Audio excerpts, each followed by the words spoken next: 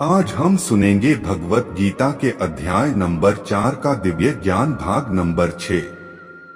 यद्यपि मैं अजन्मा तथा अविनाशी हूँ और यद्यपि मैं समस्त जीवों का स्वामी हूँ, तो भी प्रत्येक युग में मैं अपने आदि दिव्य रूप में प्रकट होता हूँ। भगवान ने अपने जन्म की विलक्षणता बतलाई है।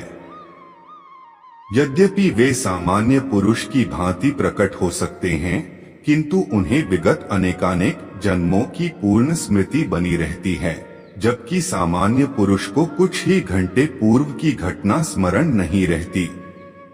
यदि कोई पूछे कि एक दिन पूर्व इसी समय तुम क्या कर रहे थे, तो सामान्य व्यक्ति के लिए इसका तत्काल उत्तर दे पाना कठिन होगा।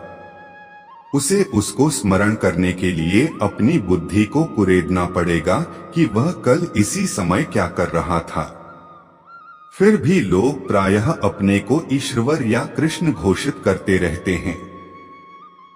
मनुष्य को ऐसी निरर्थक घोषणाओं से भ्रमित नहीं होना चाहिए।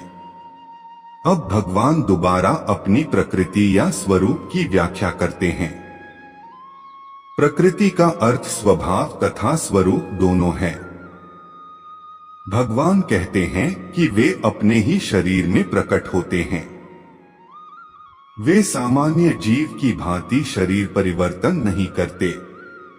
इस जन्म में बद्ध जीव का एक प्रकार का शरीर हो सकता है, किंतु अगले जन्म में दूसरा शरीर रहता है। भौतिक जगत में जीव का कोई स्थायी शरीर नहीं है, अपितु वह एक शरीर से दूसरे में देहांतरण करता रहता है।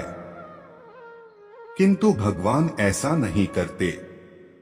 जब भी वे प्रकट होते हैं, तो अपनी अंतरंगा शक्ति से वे अपने उसी आद्य शरीर में प्रकट होते हैं।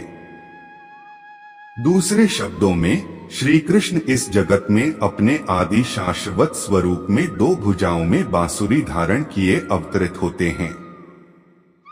वे इस भौतिक जगत से निष्कलुषित रहकर अपने शाश्वत शरीर सहित प्रकट होते हैं। यद्यपि वे अपने उसी दिव्य शरीर में प्रकट होते हैं और ब्रह्मांड के स्वामी होते हैं, तो भी ऐसा लगता है कि वे सामान्य जीव की भांति प्रकट हो रहे हैं।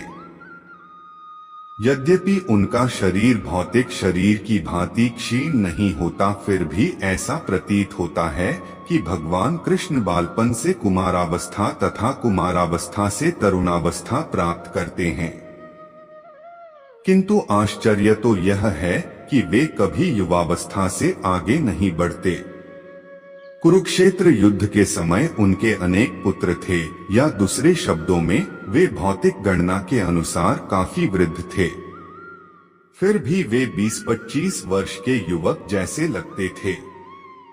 हमें कृष्ण की वृद्धावस्था का कोई चित्र नहीं दिखता, क्योंकि वे कभी भी हमारे समान वृद्ध नहीं होते। यद्यपि वे तीनों काल में, भूत, वर्तमान तथा भविष्य काल में सबसे वयोवृद्ध पुरुष हैं। न तो उनके शरीर और न ही बुद्धि कभी क्षीण होती या बदलती है।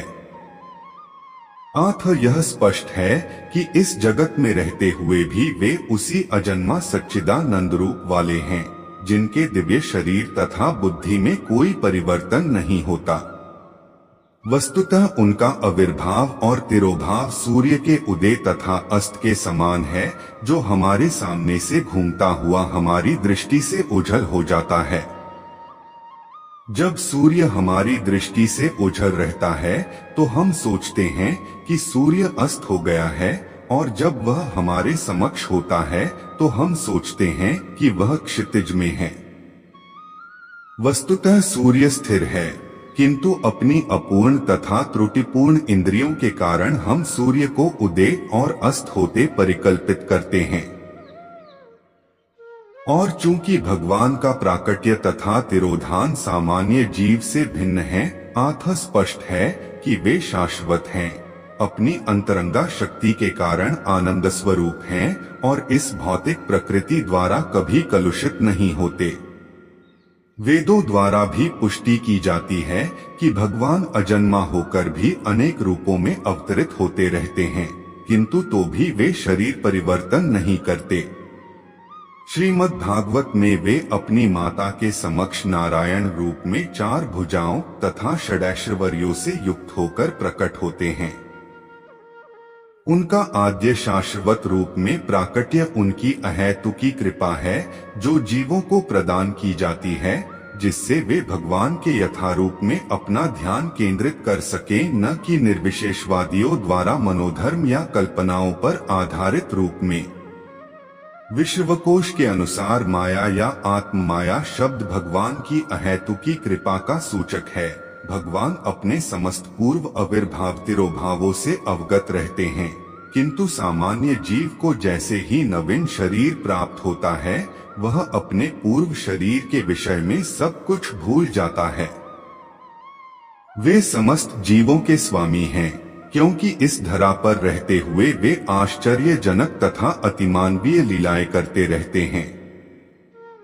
अतः भगवान निरंतर वही परम सत्य रूप हैं और उनके स्वरूप तथा आत्मा में या उनके गुण तथा शरीर में कोई अंतर नहीं होता।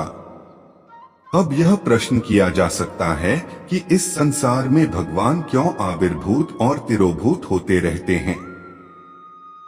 अगले श्लोक में इसकी व्याख्या की गई है।